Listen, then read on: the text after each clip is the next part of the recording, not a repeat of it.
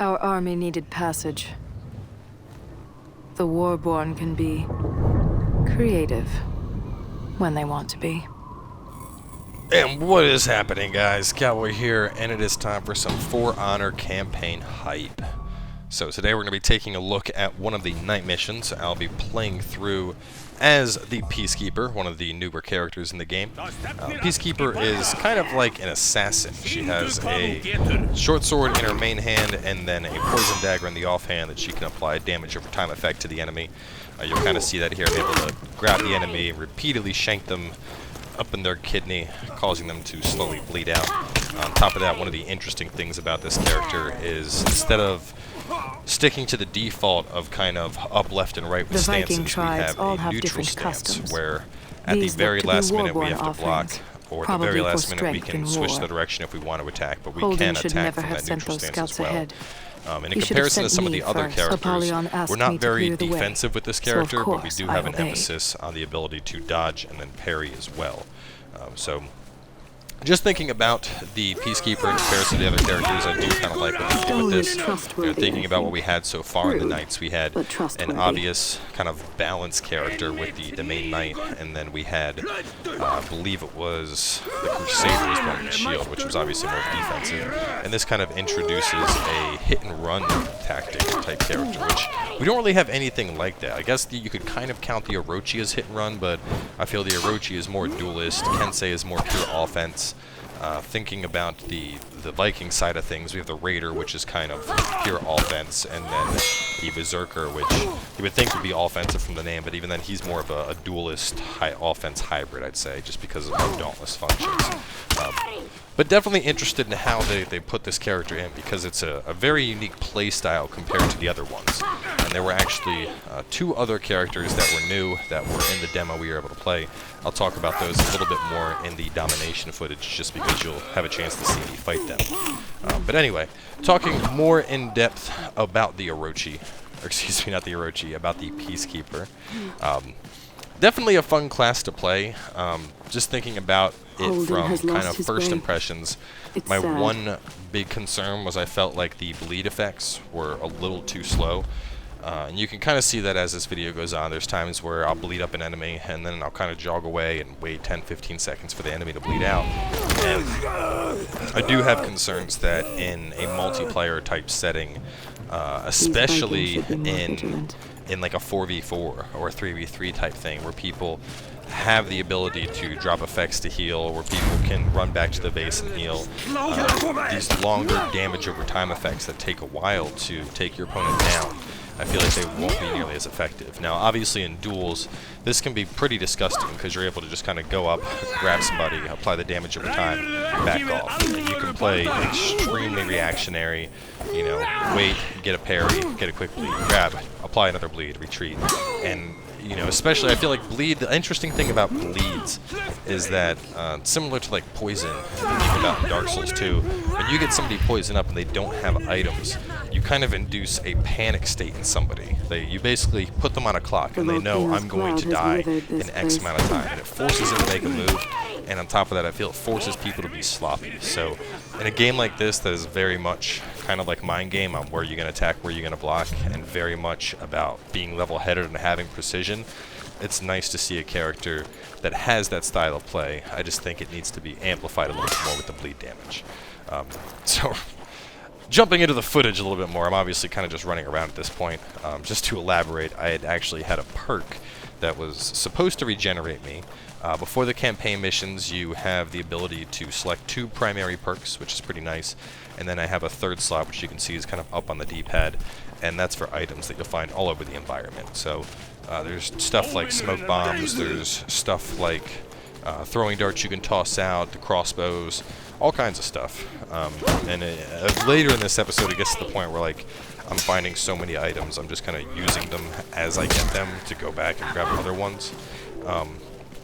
Thinking about the mission in particular, I will say it was fairly linear.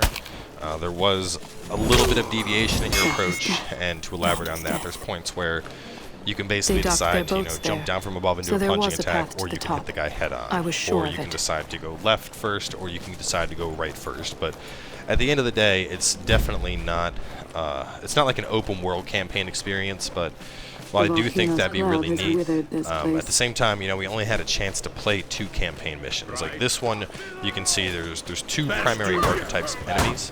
We basically have the enemies that are basically on par with us, which I think all the berserkers are considered kind of player caliber enemies. You'll see they take a lot more damage to kill. You can see my bleed is only doing around 2/3 of this guy's health, and you know, doing good follow-ups, while the other guys, I was able to do 1 bleed in a combo and they die. So the way we're going to classify that is there's kind of your regular enemies, there's hero enemies, and then we have basic enemies, and those are kind of the ones that we fought back in the domination game mode, you know, the guys that are running around in the middle that you basically one-shot. And there are some of them in campaign as well. There weren't any in this mission that I recall. There might be later, but I don't recall any at least, so don't quote me on that. But my one big complaint, at least, which wasn't the case with the Viking mission, but in this mission, the AI seems super passive. Now, we had the option to play on easy and normal. This is normal mode. There might be like a hard or a hardcore mode or something that drastically increases the damage they deal or whatever the case is, but the damage isn't necessarily my concern here. It's kind of the AI, and they're taking what I call the Dynasty Warriors approach, and that's where you could have 20 guys, but they'll all come and fight you one at a time, and they won't ever group up on you. And I feel kind of, given what the premise of this game, you know, it's a giant war that's going on, everyone's fighting. I feel like I want to experience getting overwhelmed by enemies in a campaign mission, and at least from playing this one, I didn't feel like that at all. Now, from what I've seen, because the Raider mission is quite different, I do think they somewhat tailored the mission to the character, because there's different campaign missions for different characters. From what I saw, there were 5 missions currently for each faction, so I would take a guess that there's going to be 5 characters for each faction on release, perhaps. I think it's like every mission you use a different character. Now, this is pure speculation. I know right now it's full of 16 characters, so I'm hoping there's going to be 4 more added in prior to release, and then that would kind of round it out. But maybe it's the case that each character gets 1, and then the last mission you pick who you want. I don't know. Like I said, we weren't actually allowed to look at the other stuff. They were like, you can do this mission and this mission. So I'm not really sure what the other stuff had in store, but kind of given what we had to work with here, I do think that the mission overall was entertaining, kind of like, you know, going in and stealthing your way into the base and finding your approach, and you can kind of see what I'm talking about with the variation right now. You know, I have some guys here, I'm trying to bait them out. I could, on the other hand, just run around, you know, taking advantage of the knockoff mechanics to get instant kills while taking on multiple enemies. But you can kind of see what I was referring to with them being derpy, you know, they're being very, very passive, and like, they won't come across until I basically go over there and like hit an enemy and draw them out. That was cool. The roll-off kick was super badass. But until I kind of get up on them, they won't really come at you. I mean, I guess you could say an emergent perspective, you know, they're there to defend, but nobody's going to defend their base by being like, you come to me. I know you're inside the base, but you come over to us and fight here. Like, no, the Vikings would not do that. The Vikings would chase this skinny little assassin bitch down and beat her ass. So, man, that was quite a long rant. Yeah. So, obviously, this is kind of post-video audio. I was able to record audio at the event, but, you know, an event that has tons of people, there's so much going on, it's kind of hard to actually hear what I'm saying or everything else that's happening in the background. So, felt it would be a little bit easier to just add in some audio after the fact, and kind of let you guys check it out and kind of discuss my thoughts when I'm not actively doing it. But anyway, that's pretty much the main points I really wanted to make about this character. Obviously, there's also going to be a campaign mission surrounding the Raider. I'll have that up for you guys as well. And as I mentioned in the other videos, we have the overview on the Orochi changes. We're going to have some elimination matches, and then to wrap things up, I'll have a domination video in which I just kind of discuss all the changes that's happened. So anyway, I'm going to let this just kind of run at this point. Not really any reason for me to commentate through the whole thing, but I'll let you guys check it out. Let me know your thoughts. You know, obviously I think the campaign could be a little bit better, but at the same time, you know, I'm buying this game for the multiplayer. There could be no campaign and I'd still get it. So thanks for coming by, and we'll catch you guys at the next For Honor video.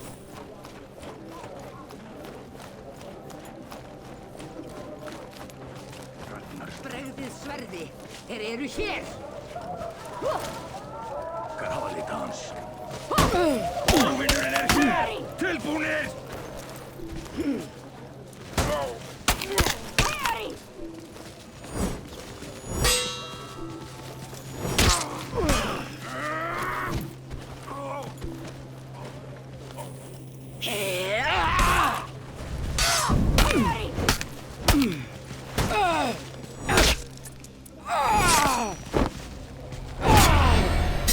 Service is life. Service is life.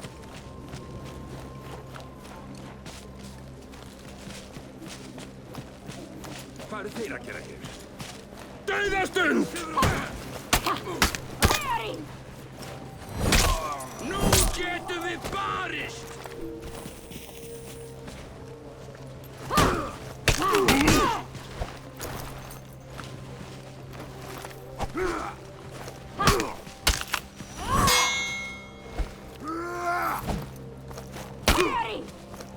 Þú ert ekki ómaksins virði!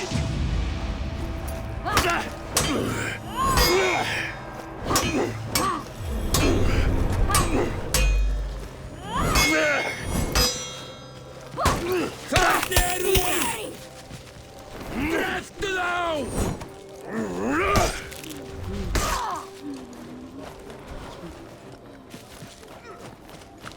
Þú er aldrei átt að berjast um mig. Þetta tekur fljóta! Vopnin er með okkur! Óvinnurinn nálgast! The Warborn should have counter-attacked by now.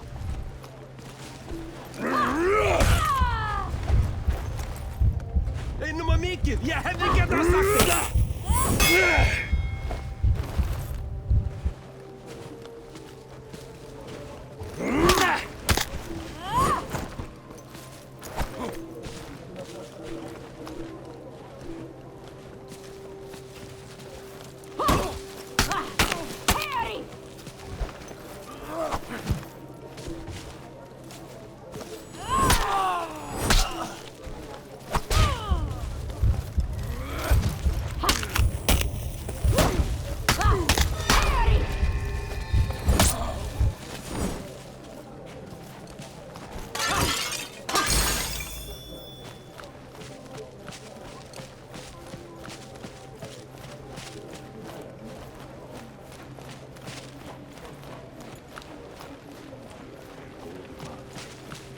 Það stefnir allt í bardaga! Hann ríkir yfir dalnum í austri. So much has changed in so little time.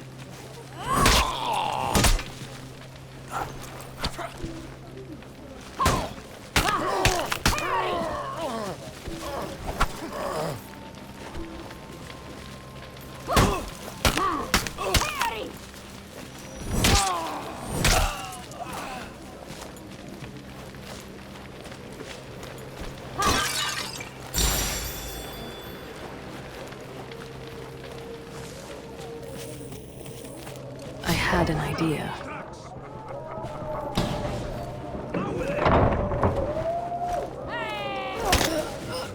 Getting inside was easier than I expected. Kallt. Öll kvöld. Óvinnurinn ekki tilbúinir!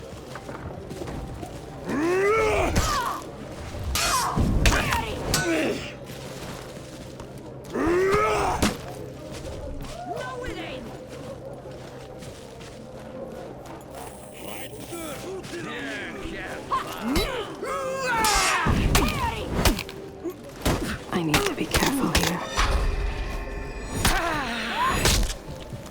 Þetta óvinnurinn búið bardaga!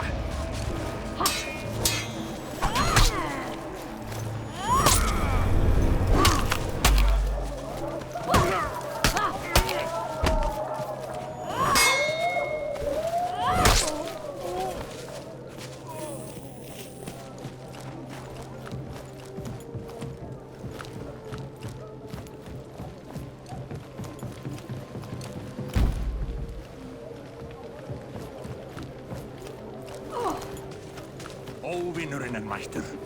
Ég búið óvinnurinn nálgast!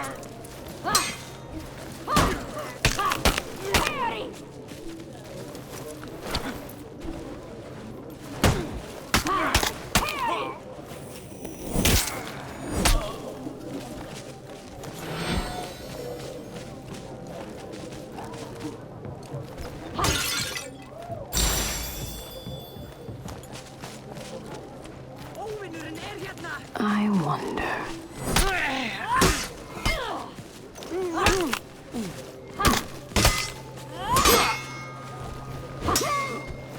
Óvinni langar að berjast. Ég búta þig niður!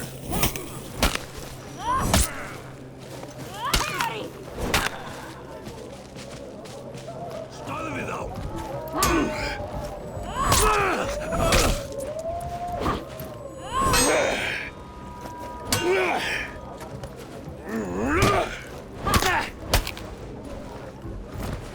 I should pull that one, I think. Their machinery was far beyond what I had expected to find.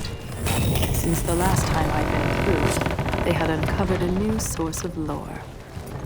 Or perhaps just a very clever engineer. What would happen if I pulled that lever?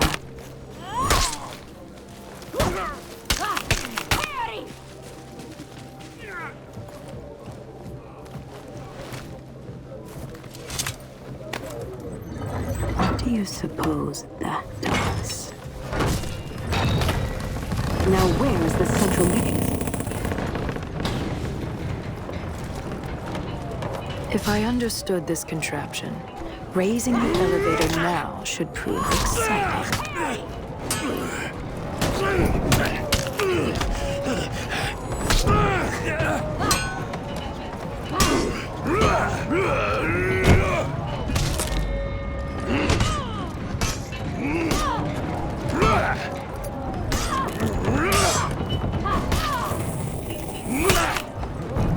Just needed one more push.